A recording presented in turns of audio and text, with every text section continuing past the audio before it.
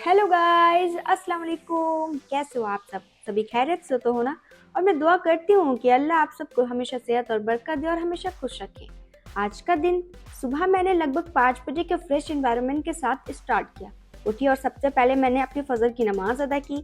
नमाज के बाद दिल को सुकून मिला और लगा कि इस प्रोडक्टिव डे की शुरुआत सही जगह से हुई है। नमाज के बाद मैंने अपनी पढ़ाई शुरू की, क्योंकि जैसे मैंने आपको प्रीवियस वीडियो में बताया था, अभी मेरा 4 मंथ का बैकलॉग पेंडिंग है। मैं ट्राई करती हूँ कि अपनी लाइव क्लासेस भी अटेंड करूँ और बैकलॉग पे भी ध्यान दूँ।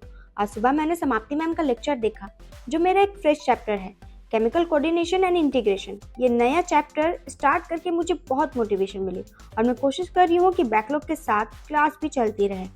सुबह मैंने मैम का एक लेक्चर कंप्लीट किया और फिर शॉप के लिए रेडी हो गई।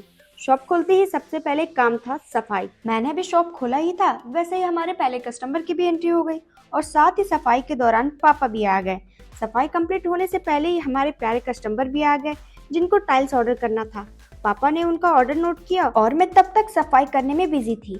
सफाई कंप्लीट करने के बाद मैंने अल्लाह से दुआ की, अपने लिए और अपने शॉप के लिए और अपने प्यारे कस्टमर्स के लिए, उन ऑर्डर्स के लिए जो हमेशा खुशी और बरकत लाएं। और फिर मैंने शॉप के ऑर्डर्स चेक किए, सब कुछ अरेंज किया, लेकिन तब तक मुझे बहुत भूख लग चुकी थी। मैं घर आई और मैंने अपना ब्रेकफास्ट किया। ब्रेकफास्ट के बाद वापस शॉप आई और देखा शॉप फिर से थोड़ा गंदा हो चुका है, तो मैंने फिर से थोड़ी सी सफाई कर ली। उसके बाद दोबारा से अपना मेन मोटिव कंटिन्यू किया, अपनी स्टडी।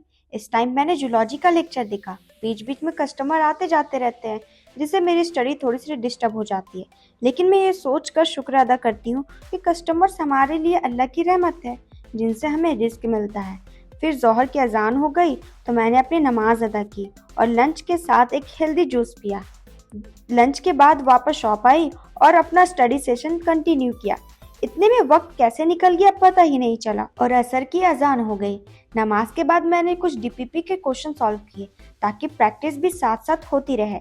शाम होते ही मैंने शॉप को क्लीन किया और मगरिब की नमाज अदा की। नमाज के बाद शॉप का पूरा हिसाब बैलेंस किया और फिर शॉप क्लोज करके घर आ गई। घर आके फ्रेश हुई, अपनी ईशा की नमाज अदा की, जो मेरे पूरे दिन का सबसे ज़रूरी पार्ट है। ईशा की नमाज मेरी ज़िंदगी का वो पल है जहाँ मैं अपने रब से सबसे करीब महसूस करती हूँ। यही पल मुझे अगले दिन के लिए हिम्मत, हौसला और नई रोशनी देता है। दिन चाहे कितना भी बिजी क्यों ना हो, ईशा की नमाज एक रिमाइंडर है कि असली सुकून सिर्फ अल्लाह के जिक्र में है, और वही जिक्र मुझे मेरे गोल्स और सपनों तक ले जाता है। तो नमाज के बाद मैं लग गई अपनी स्टडी पे। तो मैंने classification of elements and periodicity in properties का लेक्चर स्टार्ट किया। ये चैप्टर केमिस्ट्री के लिए बहुत इंपॉर्टेंट है, क्योंकि इसी चैप्टर से हमें पता चलता है कि एलिमेंट्स को उनके प्रॉपर्टीज और एटॉमिक स्ट्रक्चर के बेसिस पर कैसे सिस्टमैटिकली अरेंज किया गया है। पीरियोडिक टेबल बेसिकली एक साइंटिफिक रोड मैप है, जो हमें ये समझाता है कि अगर एक एलिमेंट की पोजीशन टेबल में समझ आ जाए तो उसके प्रॉपर्टीज को प्रिडिक्ट करना और उसके रिएक्शन को समझना बहुत इजी हो जाता है। यही वजह है कि इसी चैप्टर को केमिस्ट्री का बैकबोन कहा जाता है, क्योंकि इससे एक तरह का लॉजिकल कनेक्शन बनता है बिटवीन एटॉमिक स्ट्रक्चर और केमिकल बिहेवियर। तो मेरा ये चैप्टर फाइनली कंप्लीट हो गया। तो मैंने एक एक करके इसके सारे डीपीपी सॉल्व करना स्टार्ट किया। मेरे मार्क्स कभी अच्छे आए तो कभी थोड़े डिक्रीज हो गए, but you know, marks are not the final destination, they are just a reflection of where you stand right now. The real thing is consistency, because every single mistake is actually a step closer to perfection. इसी सोच के साथ मैं अपनी practice continue करती हूँ, ताकि हर दिन थोड़ा थोड़ा बेटर कर सकूँ। मुझे लगता है कि पढ़ाई सिर्फ मार्क्स लाने का नाम नहीं है, बल्कि अपने कॉन्सेप्ट को लॉजिकली समझना और उन्हें अप्लाई करना है।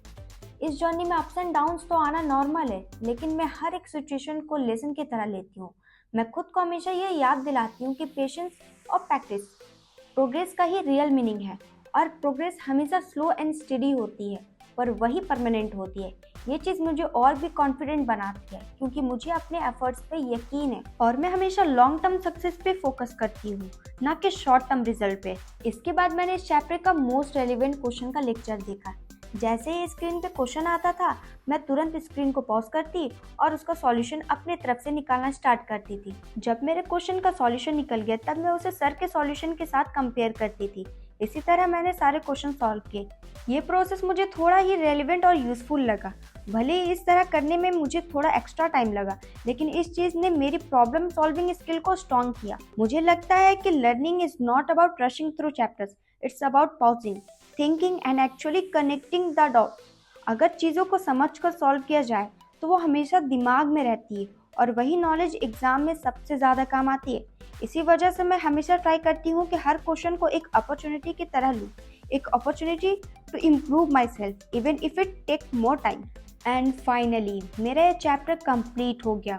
कंप्लीशन के बाद मैंने इस चैप्टर की एनसीईआरटी रीडिंग करना स्टार्ट की, क्योंकि एनसीईआरटी वो फाउंडेशन है जो हर एक कॉन्सेप्ट को क्रिस्टल क्लियर बनाती है। उसके बाद मैंने प्रोडिक्ट टेबल चार्ट को यूटिलाइज किया, जिससे मुझे विजुअल मेमोरी के थ्रू एलिमेंट्स और उनकी प्रॉपर्टीज को और अच्छी तरह से याद रखने में हेल्प मिली, क्योंकि what we see we remember longer.